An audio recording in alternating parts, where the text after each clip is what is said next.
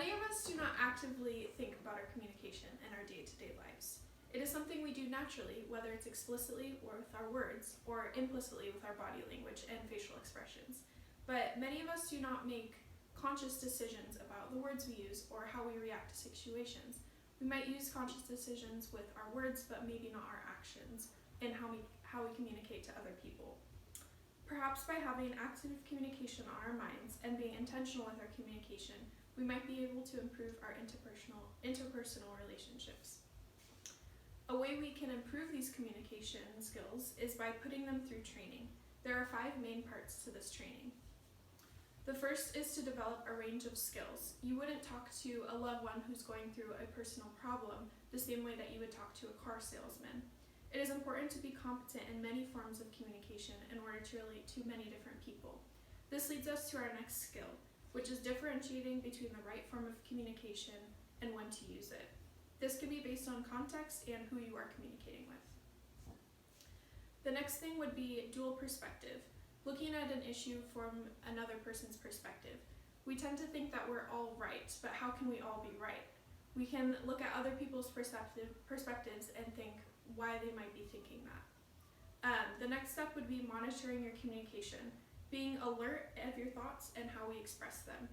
A way that we can think about this is when you're communicating online or sending an email. We have the chance to reread the email, we have the chance to edit the email, and we can do the same with our thoughts and how we express them. And then the last step would be committing to effective and ethical communication. It's an investment of time and energy, and it is important to make a commitment to do so. I made one such commitment when I took my communications class this semester.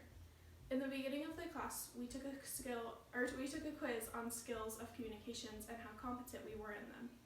My score was lowest on listening, which was surprising because I always felt that I was a good listener.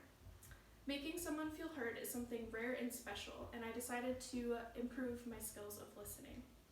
The 3 steps I took to improve were being mindful, adapting my listening appropriately to the situation, and listening actively. I was surprised by what I found. I decided to focus my skills of listening on my job, where I am a director of operations in the kitchen of a fast food restaurant. Part of my job is to post the schedule. I've noticed right away before I even started doing this project that what differentiates a great scheduler from a good scheduler is effective communication, making the team feel cared for and proactively communicating when you're going to change their schedule before posting it. I decided to transfer this proactive communication to the skill of listening. It was difficult at first. There's a lot of stress that comes along with doing the schedule, and I noticed that because of the stress, I really struggled with selective listening.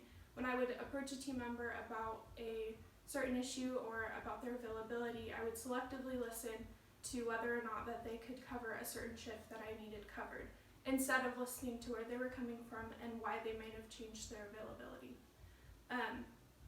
When I switched to active listening instead of selective listening, I was listening without an agenda, and it was difficult at first, but I did notice a change.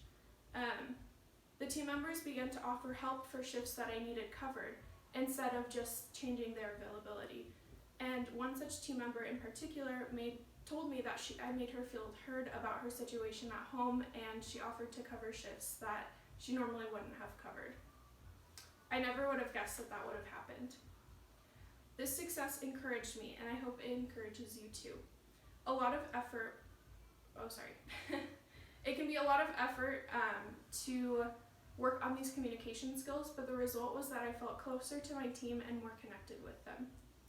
With only a couple weeks and only working on my work relationships, I was able to see a lot of change in my listening skills and my relationships with my coworkers. The payoff for other skills, working on other skills, and other relationships in your lives will be even greater. I would really suggest taking the quiz that I took to discover areas for growth in your communication.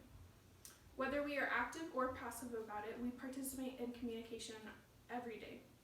We all have the opportunity to improve our communication skills, and all we have to do is put a little bit of effort into the relationships that enrich our lives, and they could be that much better.